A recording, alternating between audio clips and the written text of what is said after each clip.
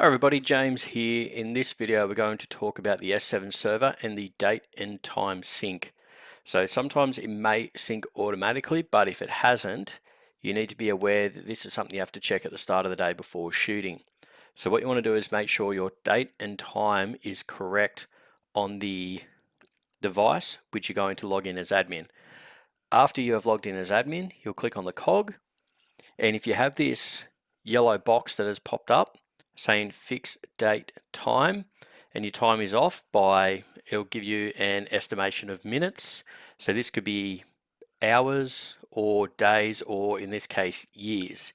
So what you want to do is you want to click the fix date time to sync it to the current date time that's on your device.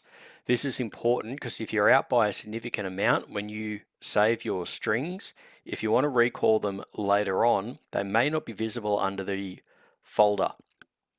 So it is important to make sure before you start the day's shoot that your date and time is in sync with the current date and time.